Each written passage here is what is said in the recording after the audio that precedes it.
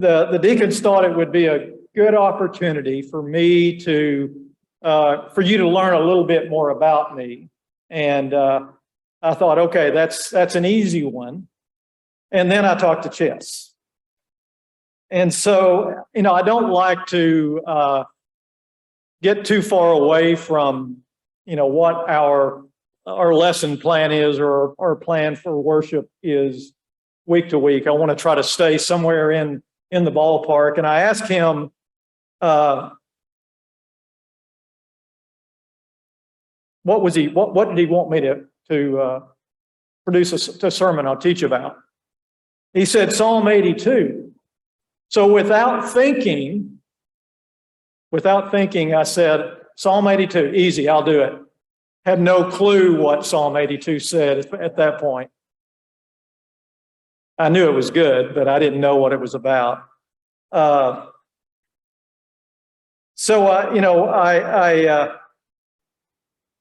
went and read Psalm 82 just that afternoon after I got through talking with Chess. And I realized how providential it was to my life, because what I get the honor to do today is stand in front of you as somebody that received the very thing that you profess to practice. So, and I'm going to tell the story here in just a second. I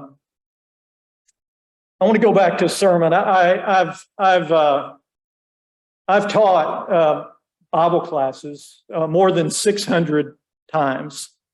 Very comfortable. As a matter of fact, I had to check my heart rate. It was only 54 right now, so I'm no issue with talking in large groups of people. I've talked literally thousands of times to groups ranging from 3 to 10,000. The Army gives you that ability. So I don't like to preach.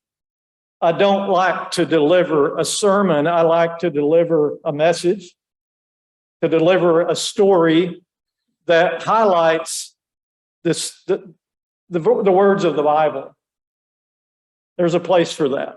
There's also a place for teaching. There is a place for preaching.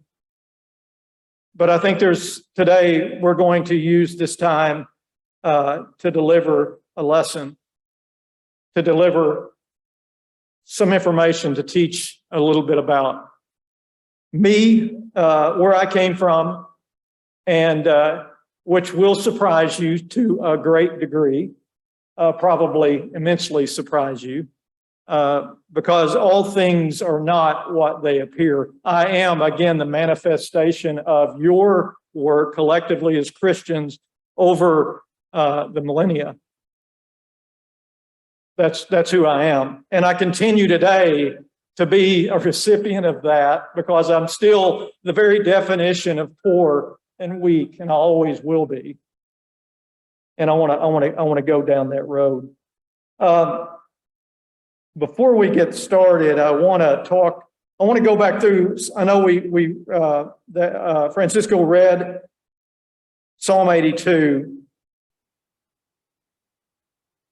But it was delivered by a seer, sort of kind of the Old Testament version of the prophet. So Samuel called himself in 1 Samuel chapter 9, verse 19, he calls himself a seer. So during that time, there was sort of a transition from a seer to a prophet. What is a seer? What do we think a seer is? Someone with a prophetic vision, someone that can interpret something that would help you live your life better. And so in that way, I sort of see myself a little bit as, not as a prophet, but as a seer, as I have experienced all these things in the Bible, and I saw how they impact my life positively. And I'll hit that. But I want to read back on verse 3 of Psalm 82. And I'm going to turn to a document that I've got in my hand right now. My wife doesn't even know I have it up here. She never asked me about what I want to talk about. She always asks me about how long I want to talk. So I always tell her 20 minutes. But she'll start doing this back there and you won't see it. That's the time she sits back there. So defend the weak and the fatherless, uphold the cause of the poor and the oppressed. Rescue the weak and the needy. Deliver them from the hand of the wicked. And I tell you, the Bible, in my view, can be summed up in this one comment, and it is that it basically, the message is that we are to serve others before we serve ourselves. We are called to take care of others before we take care of ourselves. We are called to take care of people better than we take care of ourselves. Take care of people first. That's the message of the Bible, and this speaks to this. And there are a massive amount of passages in the Bible that emanate from this. So we do this right. I think everything else pretty much takes care of itself, because this takes all the things, all the fruits of the Spirit to do. Love. It takes that to do this. I want to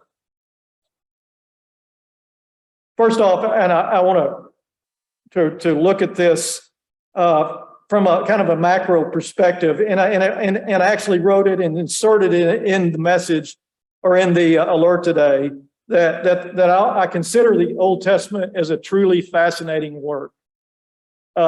Secretly, I prefer it over the New Testament.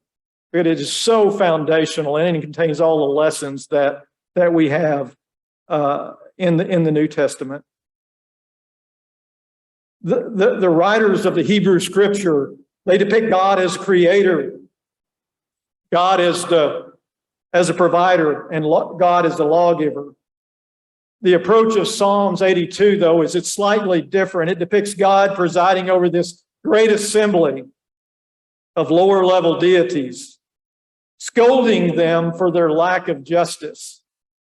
How long will you defend the unjust and show partiality to the wicked? Defend the weak and the fatherless. Uphold the cause of the poor and the oppressed. Rescue the weak and the needy. Deliver them from the hands of the wicked. To read it one more time. And so then who he was talking to was the Canaanite gods. Today, who the passage talks to are all the leaders in our world today, whether you're political leaders, military leaders, leaders of a church, leaders in any capacity. That's who he's talking to today. So the thesis for the message today is that God clearly stands in solidarity with the marginalized, with the poor, and with the voiceless. Each of us has the power to take up the cause of the marginalized in our communities. We all have things we can do, both individually and as a church family. Collectively, all of us working together will have a tremendous impact on the lives of the weak, the fatherless, the poor, and the oppressed, and the needy. I want to switch to something I said earlier, how it applies to me today, and why the work you do is so incredibly important. What I've got here in front of me, some guys up front can probably tell, it's my birth certificate. Okay, it says, born to my mother, Sherry, father, Kenneth, June 30th, 1964, 5:31 a.m. So that was the start out of Arkansas. That was the very start of me. But what occurred after that delivery, is the story up until this time right now. So I want to, what I don't want to do is boast. I don't want to put myself on a pedestal, but I stand here today as the husband of a wife for 36 years, 2 kids, I spent 9 years as a research chemist before joining the Army full-time. Two combat tours, been all over the world, retired as a brigadier general after 34 years in the Army. Bachelor's and a master's degree. I've spent the last 5+ years in DC area working for a global company that does both military and commercial applications. I'm chair of a national veterans committee, helping to lower the number of veteran suicides. As I said earlier, I've spoke to groups from 3,000 to 10,000 multiple times, thousands of times. I'm chair of an organization that represents 300+ companies across the U.S. today. I do that. And then I'm probably most blessed to be an elder in this church. So that's today. That's the end of the story, or it's not the end. It's sort of where we are, snapshot in time.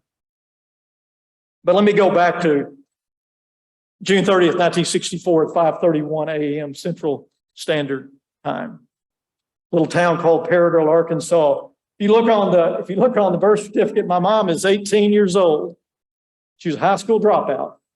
She was working in a little restaurant called Riley's Pig in Paragould, Arkansas.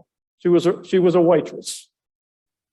My father, and this is where I didn't discover this till I joined the Army, and I had to have this document. No clue. I had heard the narratives that my mom had told me, but I've always been somebody that never really looked back. I always look forward. The back is to learn lessons about things that you don't need to do, and to look forward. So I don't really look back. Never was that way from the earliest age. But it says occupation ? That raises a red flag. Then it says kind of business ? What's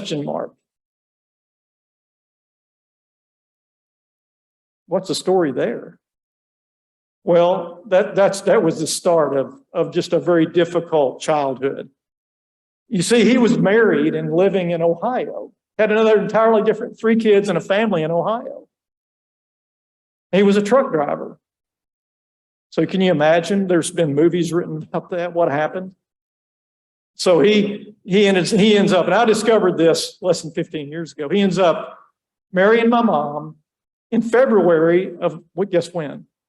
1964. I was born in June. So what happened? That was unusual for back in those days. So probably I don't know how long, probably less than 3 or 4 months later, he left. Never knew him, never met him. He died in 1994, never met the man. So think about this now. And I want to go back to defend the weak and the fatherless, uphold the cause of the poor and the oppressed. If anybody was weak, fatherless, poor, and oppressed, it was me in October of 1964 in Paragould, Arkansas, with a mom that was working as a waitress in a restaurant called Riley's Pig. And it wasn't a restaurant, it was a bar. So let's make that clear. That was our life, living in a $40 rent house that I remember as a young child, the rats would crawl in bed with us and literally nibble on our toes as a young child. We only had 1 bedroom, so it was just 1 bed.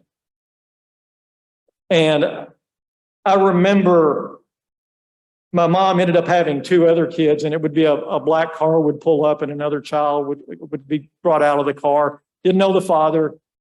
And that happened 2 times. So here we are, snapshot in time, 1968 in small town, Arkansas. 3 kids, no father's mother working in a bar. That's who. And so where do you come in? Well, there was a Church of Christ in that community at the time. And this is where the seed was planted. And this is the seed that each of you plant today. It was called the Seventh and Mueller, and some of you may be familiar with it. It was a fairly large, 500-600 member church.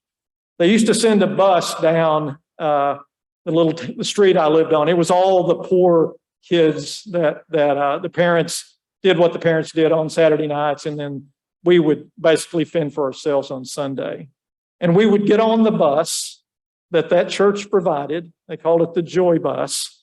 And for the next 4 hours, we belonged to that church and the people that attended that church. And we got fed. I remember that like it was yesterday. They fed us, they clothed us, they took care of us, they encouraged us, they taught us lessons about right, wrong, all the things that kid needed at that time. So you've got that proverbial fork in the road. You can go one way or the other. And so the message of Psalm 82 is that we have got to steer those that are oppressed, those that are weak, those that are fatherless, those that are needy towards this other direction. If we sit in our church pews, and again, one of the things the seers and the prophets did, they said things that you didn't necessarily want to hear, but they said it anyway. So I'll say it.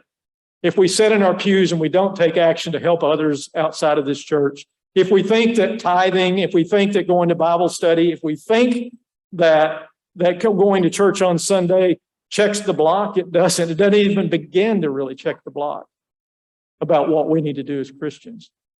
And there's so many out here, and I think of Lloyd and Claudia and all that they do and the passion that they have for this. And they do it because they know that that's what we're supposed to do, and they've seen the results of that. They've gone through the cycle. We all have to do that. We all have to do that.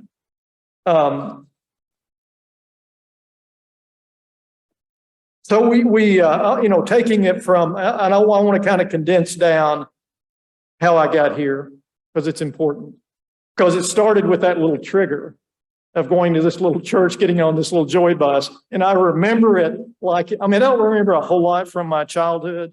We didn't have camera, we didn't have TV, we didn't have car, didn't have phone. So I don't remember, now I show our grandson his pictures. He gets a dozen pictures and videos every day. He's got thousands of videos online. I can go look anytime. I have one picture of myself as a child, I think 2 pictures. So I didn't have that history. So, but going forward from 68 on, my mother ends up, so we live in this essentially welfare state, government cheese, the whole thing. Until she remarried in 76, and she did the worst thing she could do. She married a stepfather that had more problems than you could shake a stick at. Health problems, alcohol issues. He could not read, did not have a job. So at age 12, I had to go to work. So I started working at age 12 and paying electric bill, food bill, gas bill, those kind of things, so my mom could drive to work. And so I was at age 12 doing those kind of jobs. Literally shoveling crap in chicken houses to make a buck. I'd do anything.